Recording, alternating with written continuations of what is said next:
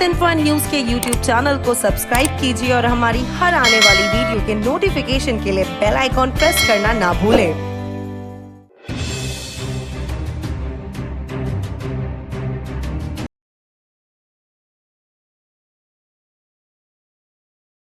बच्चों के प्रति कोविड-19 महामारी का जो प्रकोप है और या हो सकता है, उस परिप्रेक्ष्य में हमें ये पहले मान के चलना चाहिए कि अभी भी पहली वेव में या सेकेंड वेव जो अभी भी चल रही है, देखा जाए तो उसमें भी बच्चे और छोटी उम्र के बच्चे भी उस संक्रमण का हिस्सा हैं।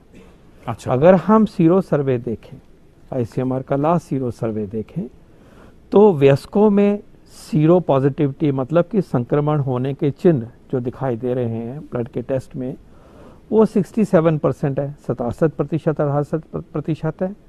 और बच्चों में भी, और 10 साल से उम्र के कम वाले बच्चों में भी लगभग इतना ही है। तो ये नहीं भूलना चाहिए कि अभी भी बच्चे संक्रमण के स्प्रेड का एक हिस्सा हैं। लेकिन वो क्यों नोटिस नहीं हुए? क्योंकि उनमें जो संक्रमण कोविड-19 का होता है, जितनी कम उम्र होगी वो लक्षण दिखाई नहीं देते, एसिम्प्टोमेटिक होता है। तो सीरियस बीमारी नहीं होती, एसिम्प्टोमेटिक, पता भी नहीं चलता, लेकिन टेस्ट करते हैं तो पाते हैं कि ये इसमें है। तो ये तथ्य भी सबको मालूम होना चाहिए कि ऐसे ऑलरेडी बच्चों में संक्रमण हुआ है और सारी दुनिया में यही सिचुएशन या फैक्ट है।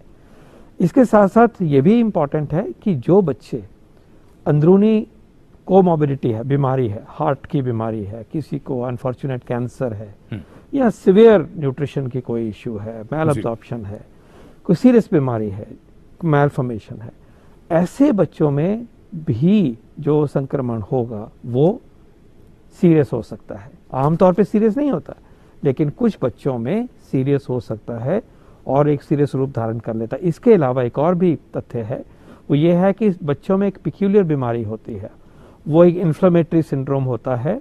वो जो बीमारी संक्रमण के बाद में 2 हफ्ते 3 हफ्ते के बाद आता है, वो वायरस का एक असर होता है। कहने का मतलब ये है कि बच्चे संक्रमण की चेन का हिस्सा हैं और उनमें संक्रमण एसिम्प्टोमेटिक तरीके से काफी हद तक हुआ है। तो right now the predominant virus variant is delta.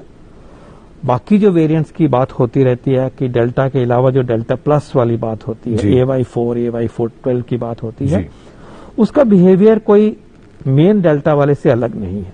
तो डेल्टा प्लस हमें कोई एक्स्ट्रा प्रॉब्लम क्रिएट कर रहा है, ऐसा नहीं मानते। इसी प्रकार जो अब नए वेरिएंट्स बीच में बात चलती रहती है, दूसरे देशों से भी आ रहा है, उनको समझा जा रहा है। C1.2 आया है, एक MU वायरस आया है, MU वायरस, उसकी बात कल परसों से चली है, वो साउथ अमेरिका से उसकी बात आई है।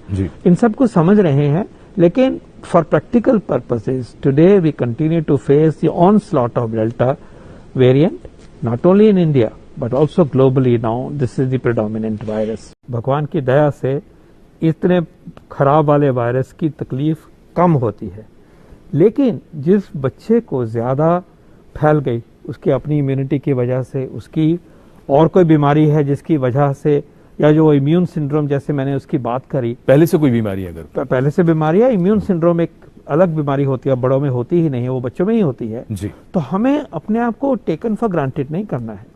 बच्चों को बचाना है, बच्चों की देखभाल करनी है, बच्चों को कोविड अप्रोप्रिएट बिहेवियर सिखाना है, और सीरियस बीमारी नहीं होती है ये लेके हम चल सकते हैं। लेकिन किसी बच्चे में ये सीरियस हो सकता है, उसके लिए तो वो पूरा ही सफरिंग है। तो हमें सावधानी पूरी बरतनी है, लेकिन उम्मीद ये करते हैं कि बच्चों में संक्रमण होगा तो वो माइल्ड होगा, और उसको हम जो व्यवस्था बहुत बड़े स्केल पे अब बना रहे हैं अपने देश में, बनती रही थी और भी तेज गति से ला रहे हैं, उस व्यवस्था में कोई भी हमें कमी नहीं करनी है। चाहे वो इंटेंसिव केयर यूनिट्स की बात हो, वेंटिलेटर्स की बात हो, स्पेशल फैसिलिटीज की या ट्रेनिंग की बात हो, तो तैयारी पूरी रखनी है। बच्चों को बचाने के लिए फैमिली का एफर्ट जो है वो कम नहीं होना चाहिए। जैसे मैंने कहा, जब वैक्सीन आएगा वैक्सीन भी उनको लगेगा, लेकिन तब तक अपने वैक्सीन लगा के बच्चों को कोविड अप्रोप्रिएट बिहेवियर सिखा के हमें उनको बचाते रहना है और सजग रहना है। और ये भी याद रहे कि मान लीजिए वायरस अपनी फितरत कल बदल लेता है, और वो बच्चों को स्पेशली इफेक्ट करना शुरू कर दे और तरह से बिहेव करे, तो इसको can not be taken for granted.